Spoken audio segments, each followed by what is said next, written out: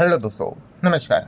SM से शाना में मैं आप सब का दिल से बहुत बहुत स्वागत करता हूं। अगर आपने पहली बार विजिट किया जरूर चैनल को सब्सक्राइब कर लेना।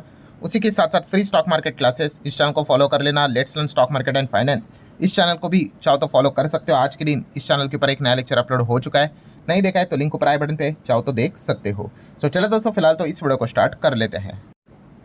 ठीक है दोस्तों, अभी हम लोग आ चुके हैं बिल्कुल हमारे नॉर्मल स्क्रीन के ऊपर। फिलहाल बाजार में तो एक ही टॉपिक चल रहा है, लगातार गिरावट ही हम लोग को देखने को यहाँ पे मिल रही है। एंड अगर हम लोग यहाँ पे देखें, इस गिरावट ने इन्वेस्टर का काफ़ी ज़बरदस्त नुकसान किया है। जैसे कि अगर हम वीकली बात कर ले तो लगभग 19 लाख करोड़ हम लोग को इन्वेस्टर का नुकसान होते हुए देखने को मिल चुका है। अगर हम लोग टोटल लॉस की बात करें, जब से ये सारी चीज़ें स्टार्ट हुई खास करके, लगभग 34 लाख करोड़ के आसपास का नुकसान हम लोग को होते हुए देखने को मिला है। नो डाउट जब भी क्रैश होता है तो इस प्रकार का टोटल कलेक्टिवली नुकसान हम लोग को देखने को मिलता रहता है। और इसी गिरावट में दोस्तों जेफरीज की अगर हम लोग यहाँ पे बात कर ले तो उनकी एक रिपोर्ट हम लोग को देखने को यहाँ पे मिल रही है। और किससे रिलेटेड, मतलब किन की बात हम लोग को होते हुए देखने को मिल रही है, तो आपको बताइए क्रिस वुड, हाँ, जिनका पूरा नाम अगर मैं बोल दूँ तो क्रिस्टोफर वुड। ये एक फाइनेंशियल एनालिस्ट है एंड जेफरीज के जो इक्विटी से रिलेटेड ग्लोबल हेड हम लोग को देखने को मिल जाते हैं। और देखा गया तो इंडिया को लेकर ये काफ़ी बुलिश भी रहते हैं। सो इनका हम लोगों को वीकली रिपोर्ट फिलहाल तो देखने को मिला है। एंड यहाँ पे उन्होंने कुछ पॉइंट सामने रखे हुए हैं, ठीक है, जिनको चाहो तो आप भी स्टडी यहाँ पे कर सकते हो। सबसे पहले तो उनने ये बात बताई है दोस्तों कि अभी जो गिरावट हुई है वो गिरावट कुछ भी नहीं है। ये मैं नहीं कह रहा हूँ, ये क्रिस वुड की ही रिपोर्ट में लिखा हुआ है कि देखा गया तो बाजार तो और भी ज़्यादा यहाँ पे गिर सकता है। मतलब अभी की अगर हम लोग यहाँ पे बात कर ले तो बाजार उतना ज़्यादा यहाँ पे गिरा ही नहीं है। अब आप बोलोगे ऐसा क्यों? क्योंकि बहुत सारे इन्वेस्टर एक्सपेक्ट कर रहे हैं कि बाजार यहाँ पे क्विकली यहाँ पे रिकवर भी हो जाए, यहाँ पे बाउंस बैक भी हो जाए। बट उन्होंने बताया है कि अगर वो ऐसा सोच रहे हैं तो ऐसे होने के चांसेस अब ना के बराबर है। मतलब देखिए, क्रिस वुड ने अपनी रिपोर्ट में यही बात लिखी है कि market are not fully priced in. जो भी वॉर यहाँ पे चल रहा है ना, वॉर का इम्पैक्ट है, तो हमें लग रहा है प्राइस्ड इन मतलब क्या कि जो बाजार ऊपर से अभी रफली अगर निफ्टी की बात कर ले 11.5-12% के आसपास जो गिरा है, सो हमें लगता है कि हो गया ना भाई, गिर गया, जितना गिरना था गिर गया। सो क्रिस वुड यही बता रहे कि नहीं भाई, वॉर से रिलेटेड जितना मार्केट गिरना चाहिए था, प्राइस्ड इन होना चाहिए था, उतना हुआ ही नहीं है, ठीक है। सो ये पॉइंट सबसे पहले तो उन्होंने हेडलाइन में यही चीज़ यहाँ पे फिलहाल तो लिखी हुई है।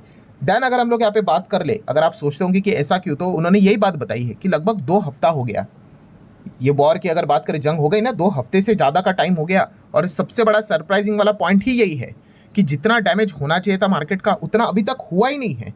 सो आप बोलोगे कि ऐसा क्यों?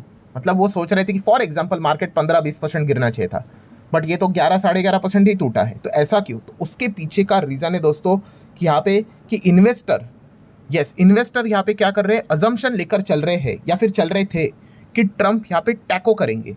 अब आप बोलोगे ट्रंप यहाँ पे टैको करेंगे मतलब क्या? तो इसका फुल फॉर्म होता है दोस्तों, ट्रंप ऑलवेज चिकन आउट। अब बोलोगे ये एग्जैक्टली क्या होता है? आसान भाषा में बोल दूं तो बहुत सारे इन्वेस्टर को ये लगा था टैको मतलब ट्रंप यू टर्न लेंगे। यस, ट्रंप के इसमें ये बहुत फेमस चीज़ हमें देखने को मिल जाती है। ट्रंप 100 डिसीजन लेते हैं और बाद में फटाक से यू टर्न भी लेते हैं। हमने टैरिफ के वक्त भी देखा है, बहुत बार मल्टीपल टाइम्स देखा है। सो बहुत सारे इन्वेस्टर यही सोच रहे थे कि ठीक है भाई, ट्रंप ये वॉर से रिलेटेड जो भी चीज़ें कर रहे हैं ये लंबी नहीं चलेगी, जल्द से जल्द वो टैको कर देंगे, यू टर्न ले लेंगे और मामला रफा दफा हो जाएगा, फटाक से वॉर खत्म यहाँ पे हो जाएगी। तो ये बहुत सारे इन्वेस्टर का सोचना था। बट एक्चुअल में अगर देखा गया दोस्तों, क्या हकीकत में ऐसा हुआ है? नहीं, ये तो जंग बहुत लंबी चल गई, ये दो हफ्ता हो गया।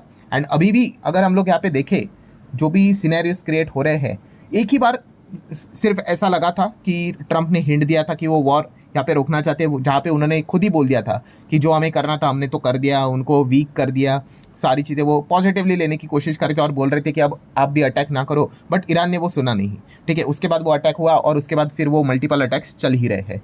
मतलब पॉइंट क्या है दोस्तों कि बाजार ज़्यादा गिरा क्यों नहीं है? क्योंकि काफ़ी सारे इन्वेस्टर ये प्रिज्यूम करके चल रहे थे कि ये यू टर्न लेगा, जल्द से जल्द वॉर रुक जाएगी एंड फिर बाजार बाद में ज़बरदस्त यहाँ पे भागेगा, जो अभी तक हुआ ही नहीं है। एंड इसीलिए वो एक्सपेक्ट कर रहे हैं कि बाजार और भी भविष्य में गिर सकता है। इनफैक्ट जो करंट सिनेरियो चल रहा है उसमें सबसे ज़्यादा बेनिफिट कौन लेगा? तो नो डाउट आपको पता है, वो तो रहेगा बेनिफिशियरी रशिया। उनको तो ऑयल का बिजनेस वापस स्टार्ट हो गया, 60-65 हज़ार करोड़ के आसपास रशिया यहाँ पे कमा चुका है ऑयल के बिजनेस के चलते। देन उन्होंने बताया कि इस चीज़ का फ़ायदा हमें भी होगा, इंडिया को भी होगा। कैसे? हमें रशिया का ऑयल खरीदने को मिलेगा। बट फिर भी देखा गया दोस्तों, तो वो पुरानी चीज़ें अभी हट गई ना।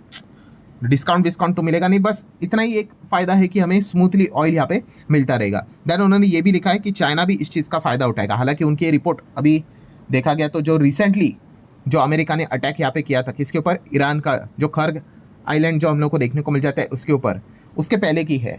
तो इसलिए अगर देखा गया तो चाइना भी अभी थोड़ा बहुत हम लोग को डर के माहौल में आते हुए देखने को मिला, क्योंकि वहाँ से ही सबसे ज़्यादा 90% जो ऑयल खर्ग आइलैंड से जो लिया जाता था वो चाइना ही लाता था। सो चाइना को भी थोड़ा बहुत अभी हम लोग को तकलीफ होते हुए देखने को मिल रहा है। बट यस, इस चीज़ में एक बात है कि भाई रशिया सबसे ज़्यादा बेनिफिट है। रशिया तो कहेगा कि मन ही मन में बोलता होगा जितना लंबा चले वॉर उतना अच्छा है, मुझे तो बिजनेस करने का मौका मिल रहा है। सो दोस्तों फाइनली अगर हम लोग बात कर ले तो क्रिस वुड ने, मतलब जेफरीज की अगर बात कर ले तो उन्होंने एक वार्निंग यहाँ पे देके रखी हुई है। कौन सी वार्निंग? इफ़ बट की बात है कि अगर ये युद्ध ऐसा ही अगर चलता रहा जो कि यहाँ पे चल रहा है, अगर जल्द से जल्द अगर नहीं रुका तो आपको बताइए ऑयल के दाम, मतलब क्रूड ऑयल के दाम आसमान छू जाएंगे। ठीक है, और कंट्रोल कर करके पेट्रोल डीजल कितना कंट्रोल करोगे? अगर क्रूड अगर भविष्य में $130 अगर चला गया प्रति बैरल के हिसाब से, 140 चला गया, 150 चला गया, 200 तो छोड़ ही दो, ठीक है, तो कितने टाइम तक हम पेट्रोल डीजल के दाम दबा के रखेंगे? ठीक है, अभी भी पेट्रोल डीजल के दाम सेम ही चल रहे हैं। सो एक टाइम के बाद तो भाई बढ़ाना ही पड़ेगा, जितनी ये वॉर लंबी चलेगी और क्रूड के दाम अगर ऊपर आ गए, एंड अगर ऐसा हुआ तो आपको बताइए ट्रांसपोर्टेशन महंगा, और ट्रांसपोर्टेशन महंगा, पेट्रोल डीजल महंगा, मतलब सब कुछ महंगा, तो इन्फ्लेशन इतना ज़्यादा बढ़ जाएगा कि हम उसकी कल्पना भी नहीं कर सकते। सो इन्फ्लेशन बढ़ेगा तो आपको पता ही है रेट कट के तो चांसेस छोड़ ही दो, इनफैक्ट रेट हाइक करने की भी नौबत यहाँ पे आ सकती है। ये रिपोर्ट में नहीं लिखा है, ये मैं अपने साइड से आप लोगों को एक बेसिक कॉमन सेंस वाली बात रहती है वो मैं आप लोगों को यहाँ पे बता रहा हूँ। सो सबसे बड़ा प्रॉब्लम फिलहाल तो यही क्रिएट होते हुए देखने को यहाँ पे मिल चुका है। एंड फिलहाल आप देख सकते हो दोस्तों सिचुएशन नॉर्मल नहीं हो रही है। लगभग 16 ऑयल टैंकर्स को टारगेट यहाँ पे किया जा चुका है, अटैक किया जा चुका है। सो इसलिए उन्होंने बताया कि अगर ये सिचुएशन अगर ऐसी ही चलती रही तो काफ़ी टफ टाइम देखने को मिल सकता है। ऊपर से तड़का लगा रहे हैं फॉरेन इंस्टीट्यूशनल इन्वेस्टर। एफआईएस तो लगातार बिकवाली पहले से ही कर रहे थे, अब तो उनको इतना बड़ा मतलब सपोर्ट मिल गया। मतलब बियर वालों की अगर बात कर ले तो एफआईएस की बिकवाली के साथ साथ अब ये वॉर से रिलेटेड अनसर्टेनिटी यहाँ पे आ गई, तो इस चीज़ के चलते क्या हो सकता है, बाजार और ज़्यादा यहाँ पे गिर सकता है। सो बॉटम लाइन यही है दोस्तों कि जेफरीज के क्रिस वुड ने यही बताया है कि बाजार जितना गिरा है उससे कई गुना ज़्यादा और भी यहाँ पे गिर सकता है। यहाँ से अगर देखा गया तो उन्होंने बताया कि इक्विटीज़ और ज़्यादा इरोड हो सकते हैं, लगभग 5 से 10% की भी पॉसिबिलिटी है। हालांकि उन्होंने बताया कि ये शॉर्ट टर्म में ये चीज़ें हम लोग को देखने को यहाँ पे मिल जाएगी, ठीक है, बट येस ये होने के चांसेस काफ़ी ज़्यादा है।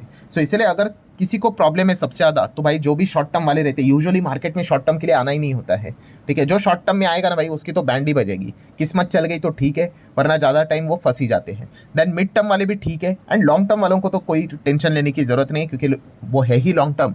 लॉन्ग टर्म में तो ये सारी चीज़ें हम लोग कितनी बार यहाँ पे फेस करते ही रहते हैं। अभी 2020 में देख ही लिया था बाजार का क्या हुआ था। अब लगभग 5 से 6 साल के बाद एक वापस डिसेंट बड़ी गिरावट हमें देखने को मिल चुकी है। सेम चीज़ आपको 2030, 31, फिर 2035 ये चीज़ें चलती रहती है। तो लॉन्ग टर्म वालों को कोई दिक्कत की बात नहीं है, ये उन्होंने बताई है, बट यस शॉर्ट टर्म वालों को काफ़ी दिक्कत यहाँ पे हो सकती है, ये चीज़ उन्होंने ज़रूर यहाँ पे बताई है।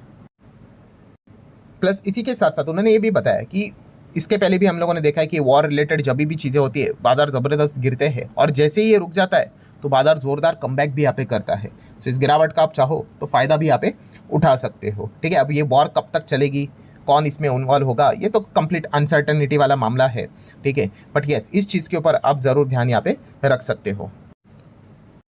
सो ठीक है दोस्तों, क्रिस वुड ने जो भी बातें अपने रिपोर्ट में यहाँ पे लिखी हुई है वो मैंने आसान भाषा में आप लोगों के सामने यहाँ पे रखी हुई है, ठीक है।